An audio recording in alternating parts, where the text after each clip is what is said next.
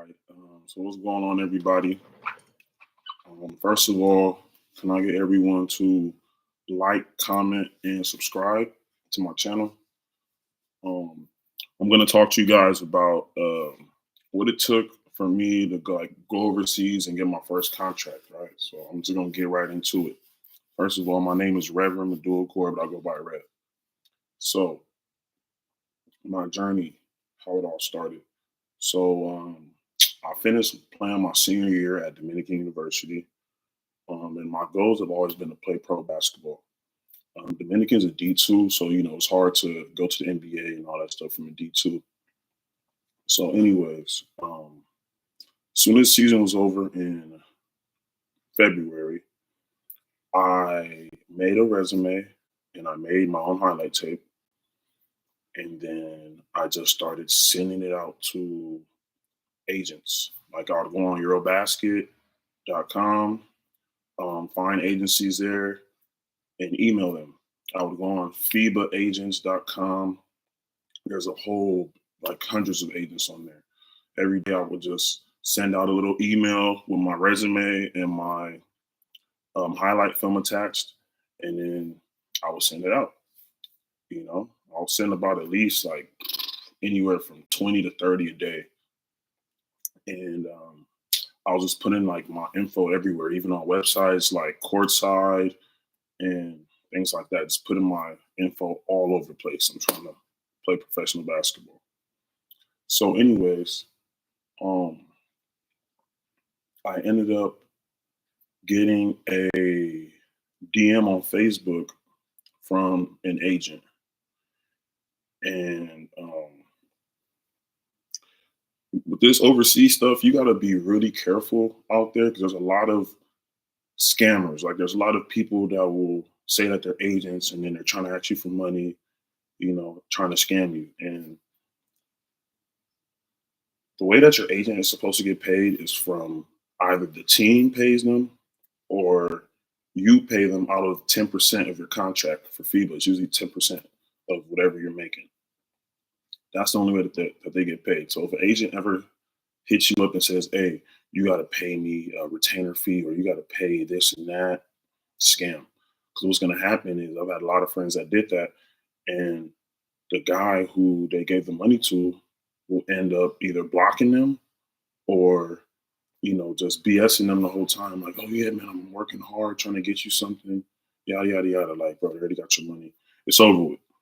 So anyways, when I got the DM on Facebook, I thought it was like low-key a scam. But he was like, yeah, I saw your stuff on Courtside. Like I mentioned earlier, I said Courtside. I saw your stuff on Courtside. I'm starting a new agency. If you want to know more about it and chop it up, here's my email. So I'm just like, all right, let me just send this guy an email to see what's up. Long story short, I send him an email. We're talking. All right, talking right away. Like we're talking to the point where it's like we're texting each other, but just on email. So we're going back and forth in the emails. And then he's basically like, oh yeah, let's talk on the phone. So we end up talking for a good like hour, 30 minutes. And then he was like, okay, let's tap back in like next week. So next week comes around and again, we're talking for like another good hour and stuff. And the thing, like everything's going good. And he's saying, he can help me out, blah, blah, blah. And he lives in LA too. So I'm like, okay, even better. So you're gonna be close to me and you're gonna help me out, let's do it. He's really the only agent that's, interested in signing me. So I'm like, let's do it. But for me, I like to do things in person, and especially if you're from LA. Oh yeah, nah, we're gonna do this in person. So I waited till the next month after I went to LA to first of all, I went to go see my boy get drafted to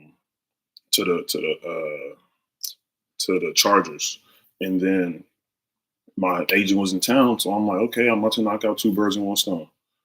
So I end up meeting my agent, and he even got strength and conditioning coach for me too.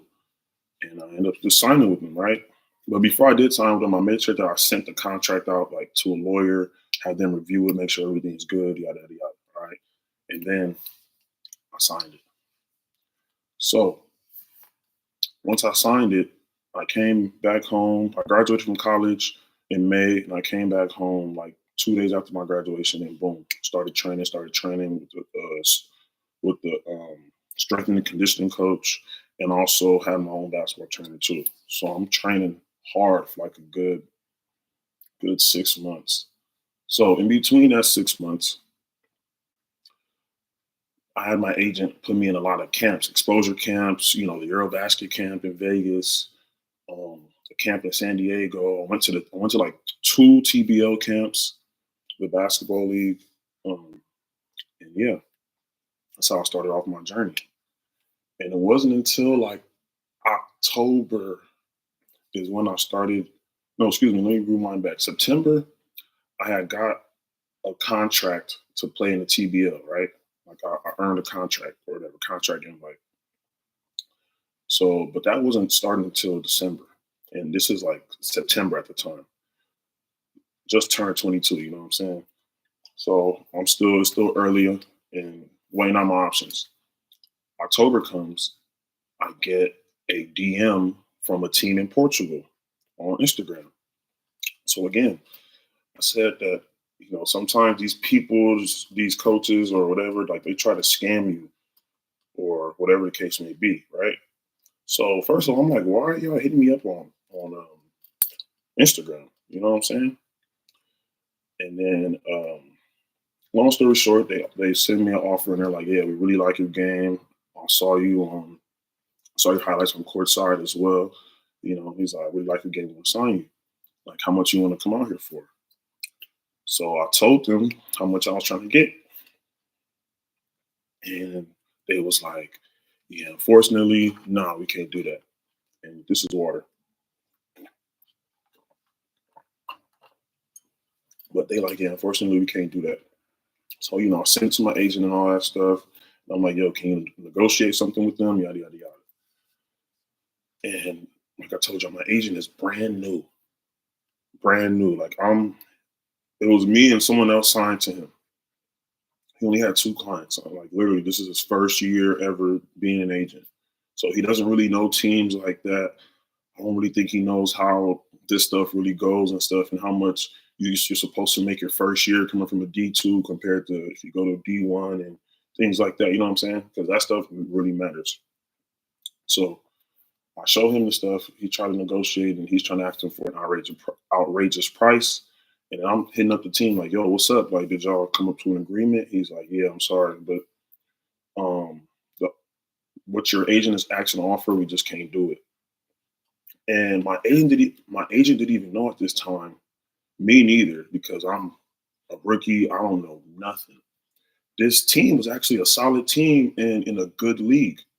It was a team from Portugal called SC Braga, and they were in the second tier league out there. They got the Liga, they got the Pro Liga, and they got the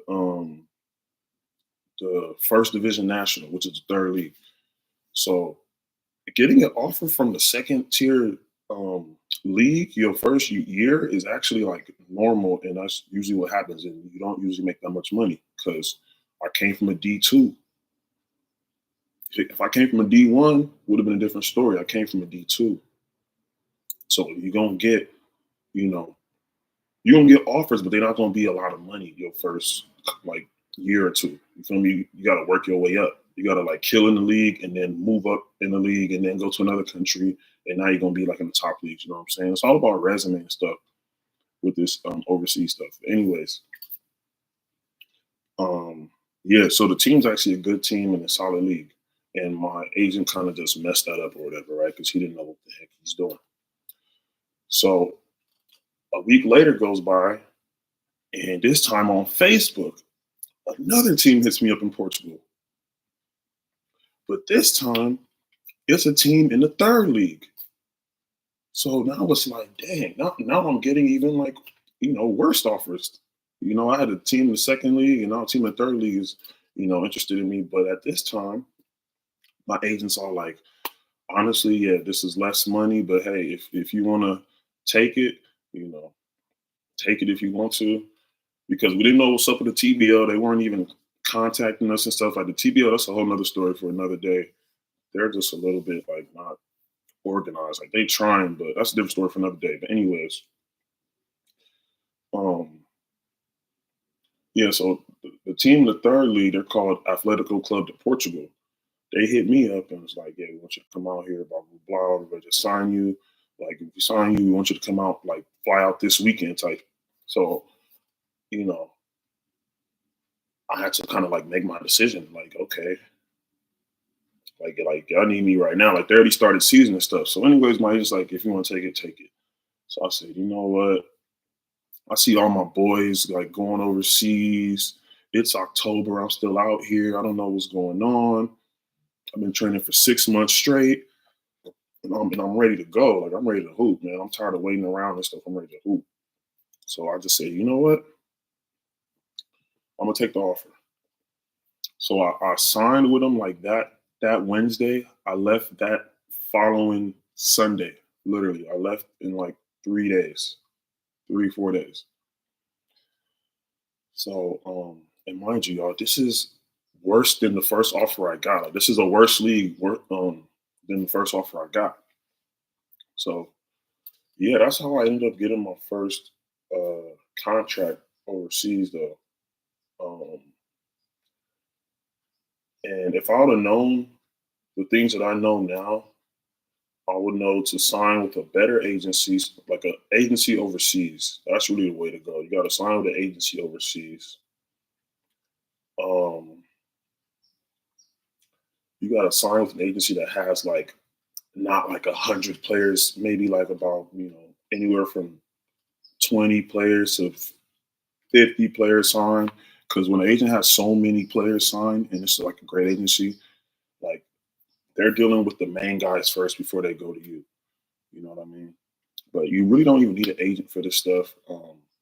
You see how I said teams was hitting me up? Like if I didn't even have my agent, I think I would have still got offers because I did go overseas my last time overseas without an agent. You know what I mean? But I'll say this though, my agent was good as far as like he was paying for all those camps that I went to, all of them. He would pay for my hotel.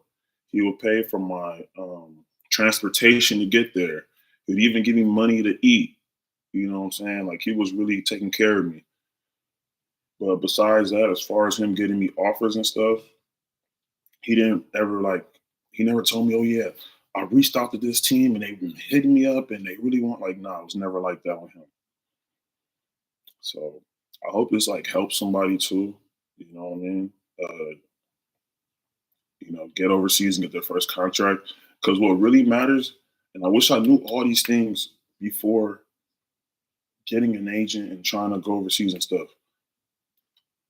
Resume matters, and by that I mean where you played at college matters. You feel me? Like if you went to, for example, let's say you went to a Division 3 school, but your last year you only averaged like 3 points, and you're trying to go overseas. Most likely not gonna happen.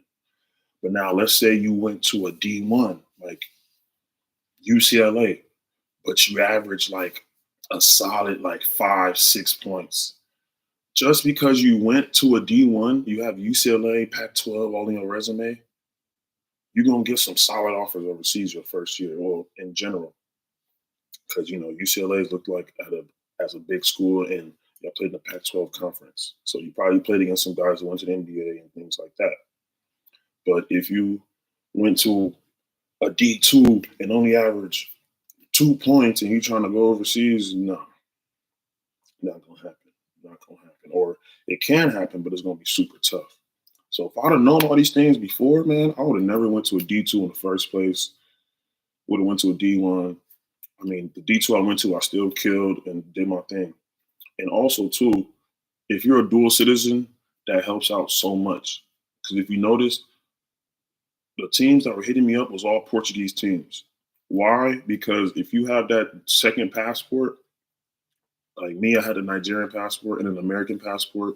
You're considered like it's called Cotonou, which basically means like I'm not considered an American. there. You feel me? I'm considered like I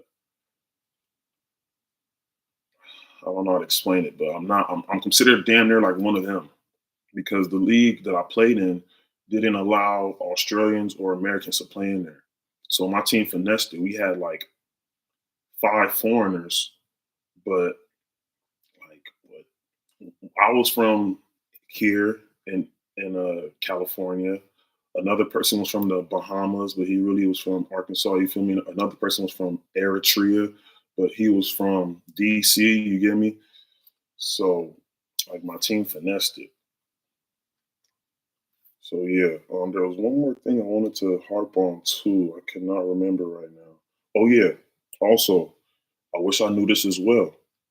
Just because you go overseas doesn't mean like next year you're gonna be overseas, if that makes sense. Like, for example, I wish I knew this before, but the league I played in, like it was very hard for me to get a second offer after my first year, even though I killed, because the league I played in was the third league. So anytime when, I'm trying to reach out to teams and stuff like that, because I had fired my agent after my first year. I'm like, you don't really do much for me. So like I said, yeah, so it was hard for me to get a second contract because all the teams were saying, oh, like all the other countries or all the higher teams I was hitting up, they'll be like, oh, you played in the third league in Portugal? Like you didn't play in the pro league, you played in the third league? Like they're like they were trying to say, oh, that league is not credible at all. Um, there's weak competition in that league, yada yada yada. And if I would have known that before all this, or if I would have had a better agent, he would have known and been like, "Oh nah, don't even mess with that league. Take the pro league." Because I didn't seen people who started in the pro league and now they're playing in like the first league in Finland, Luxembourg, wherever the case may be. They in the top leagues now. They work their way up. You feel me? Went to a lower division school than me, and they still overseas in a high division now because they started off in a solid league. Me, I started off in a trash league pretty much, and because of that, that was very hard for me to get a second contract. But I ended up getting a second contract. I played in the TBL, and that's a whole story for another day. Um, I went back overseas my third year and went back to Portugal, but this time on the island.